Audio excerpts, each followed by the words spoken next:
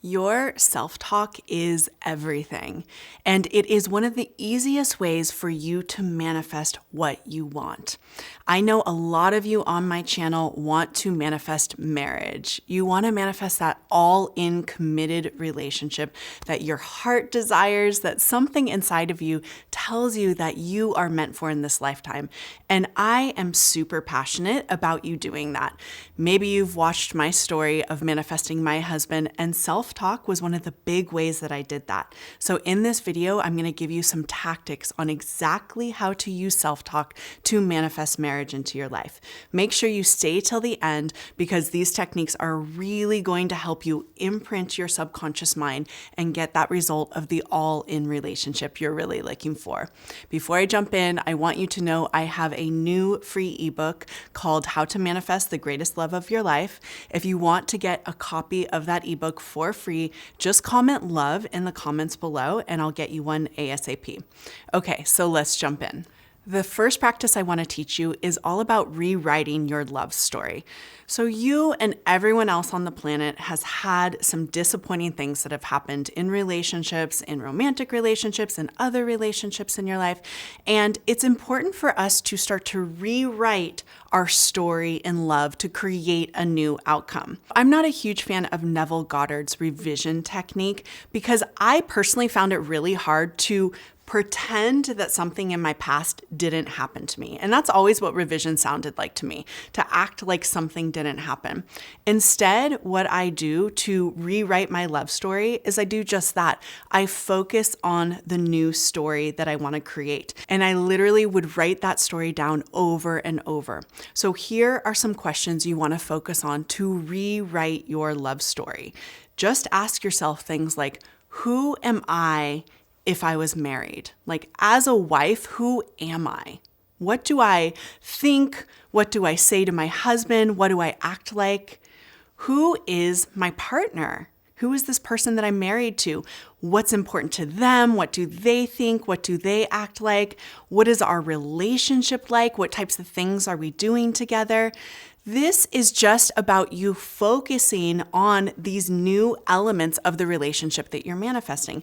And by focusing on this new love story that you're creating, you're really impressing your subconscious mind and calling this new reality into your life. The second self-talk practice I want to give you is pillow talk with your love. This is a very, very powerful form of self-talk that really puts you into the state of being of already being in this relationship. So what I mean by pillow talk is just imagine an intimate conversation you would be having with the love of your life. Maybe it's a Sunday morning and you're laying in bed and you're just saying beautiful things back and forth to each other. What would you say to your love if he was right here with you, laying with you, loving on you? You might say things like, I'm happier than I've ever been in my life. I love being with you. I love doing life with you. I love being married to you. And you also really want to imagine, what would your love be saying to you? They would probably be saying things like, you're the most amazing person I've ever met. I'm so madly in love with you. I love being with you. I love doing life with you. Just imagine what type of conversation you would be having if you were madly in love, married to the love of your life. Write down those things and then, more importantly, repeat those conversations internally. This is really going to evoke the feeling of being in this relationship now, which is so powerful to bring it into your life. The third self-love practice I have for you is forgiving others. So people can struggle a little bit with forgiveness. Sometimes people think it's about letting another person off the hook. And I want to assure you that forgiveness is not about pretending like you weren't hurt or pretending like someone wasn't in the wrong.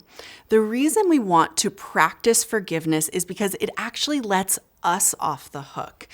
if we're manifesting a relationship and we're still holding on to those raw resentments, we're going to bring them into our next relationship and we're likely to play them out again. So when we're doing forgiveness practices, we're really cleaning the slate and clearing it so we can manifest a whole new relationship, whether it's with a specific person or someone new, and not bring those resentments into the relationship. I had a really powerful experience of forgiveness with an ex of mine. So what happened was we went through an awful breakup. We didn't talk for several months. And when I was ready to call in my husband, I had these resentments of my ex and I really wanted to clear them for myself. So what I did was I had a small visualization where I was saying to my ex, I'm so sorry for how I treated you, and I'm sorry for how we treated each other. I'm sorry that it wasn't our best selves showing up in our relationship. I completely forgive you, and I forgive myself too. And what's really beautiful about this story is a month later, that ex called me to have a conversation to forgive each other. So this can be really powerful stuff. What you want to do is just imagine or think about, is there anyone that I'm still holding a resentment towards? And if there is, think about having a conversation with them about how you were impacted in the situation and that you are willing to forgive them or let go. Remember, this doesn't mean that you're saying they didn't do anything wrong. You're just saying that you're ready to move on and you're ready to call in something much better into your life.